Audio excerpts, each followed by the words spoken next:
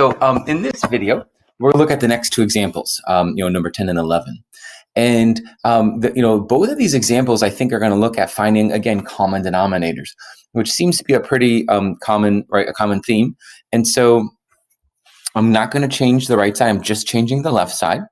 And so I'm going to realize that the first grouping, this grouping right here in its denominator, needs a cosecant, where this one here needs a secant. So my first step, I would say, okay, 2 sine theta over tangent theta, secant theta.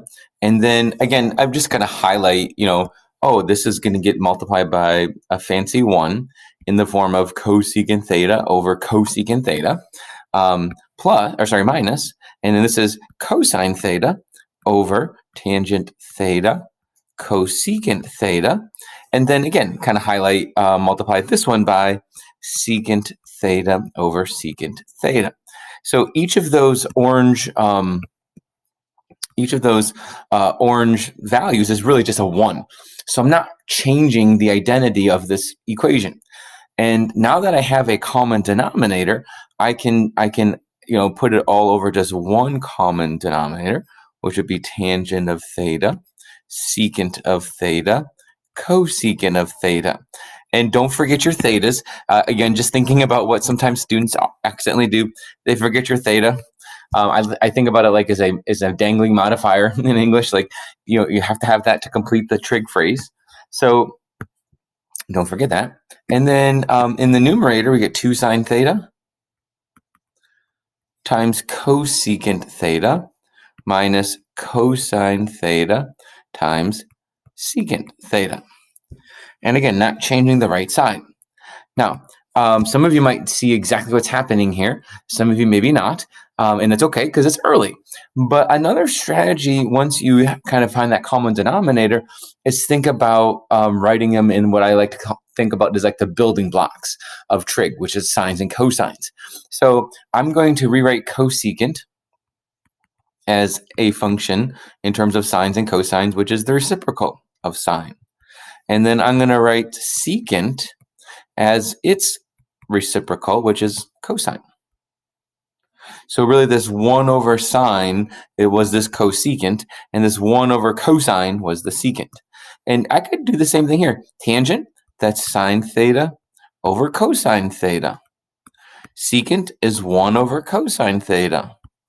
Cosecant is 1 over sine of theta.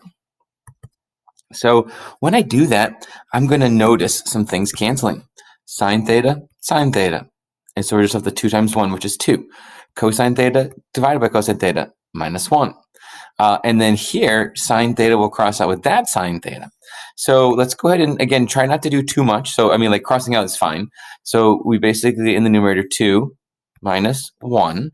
And then divided by, the top becomes just a 1 over cosine times cosine, which is cosine squared theta. Now, I'm sort of out of space. I wrote way too big. So for a minute, let's just pretend. So here's what we're going to do. Watch this. This is through the magic of Smartboard. Well, maybe not. Oh, I don't want to highlight. Sorry.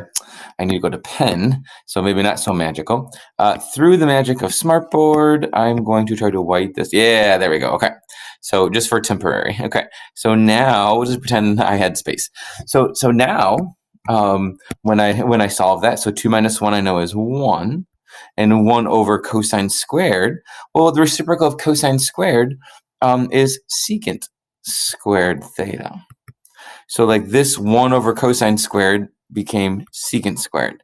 And then obviously 2 minus 1 is 1.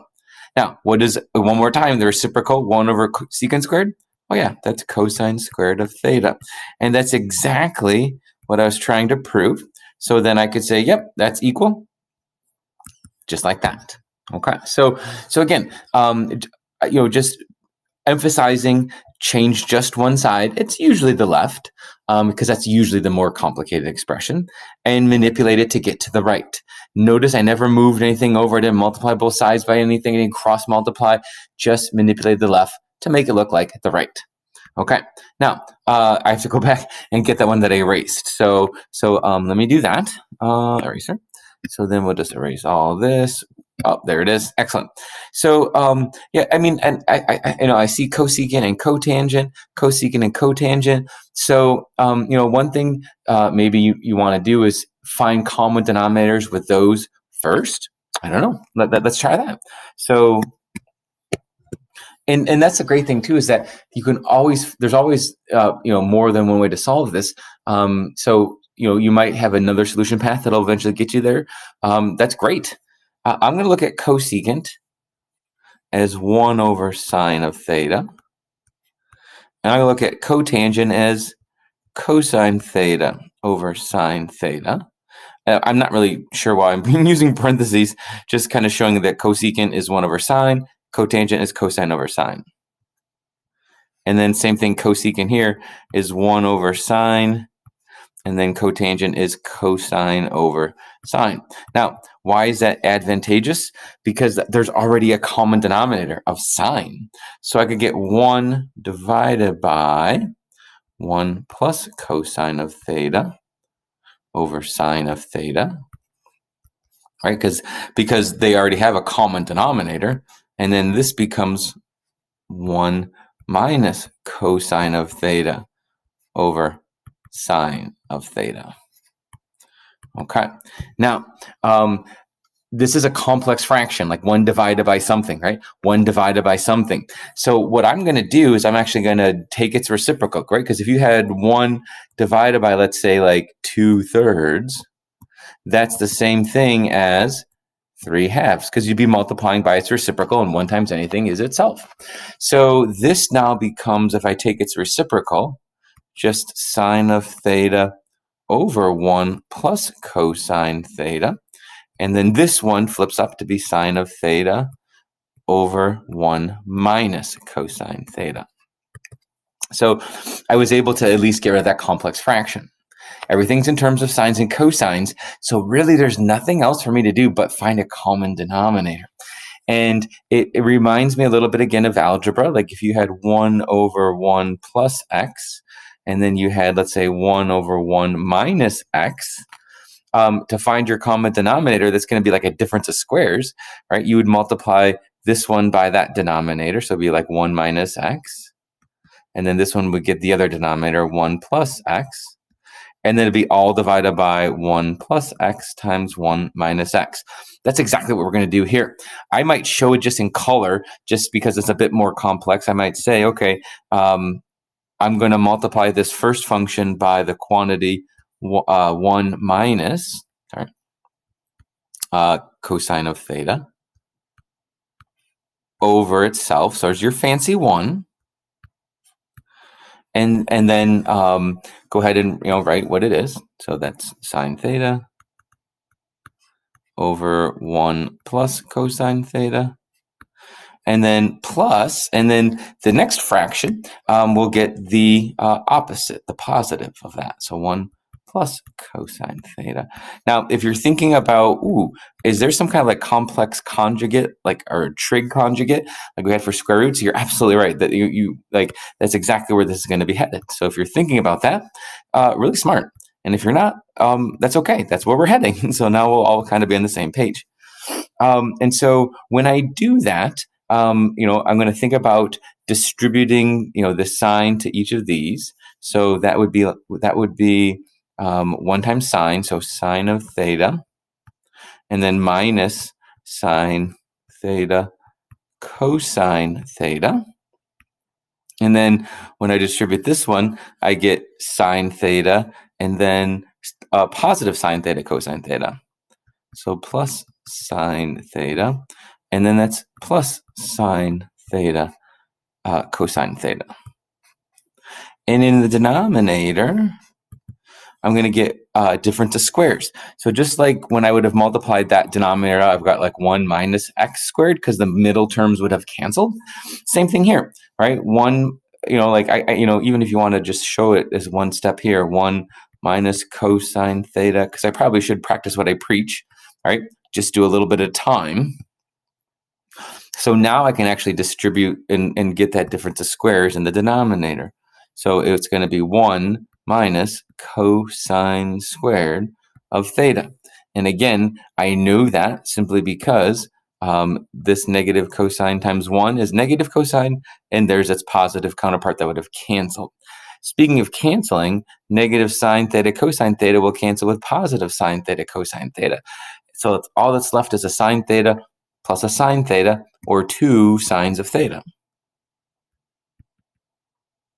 So if you're not sure what's happening next, take a look at what you're trying to get. We're trying to get 2 cosecant of theta. So there's no more squares. So the question is there a way to get rid of this denominator that has a square? And the answer is yes. That's a Pythagorean identity. Because if you know that sine squared theta plus cosine squared theta equals 1, like that's a known fact that we should know, then 1 minus cosine squared theta could easily be replaced with what it equals, which is sine squared. 1 minus cosine is sine. So I'm going to replace this with sine squared. And that's my step. So I kind of did that work off in the margin. So now it becomes 2 sine of theta. It's a really messy 2. 2 sine of theta divided by sine squared theta. Again, that 1 minus cosine squared is right here because that's of that Pythagorean identity. Now, 2 sine divided by sine squared, I could think about that as 2 over just sine of theta, because one of the sine functions in the denominator will be canceled by the numerator, and the reciprocal of sine is cosecant theta equals 2 cosecant theta, and put our check mark. So that might be obviously our most complicated yet.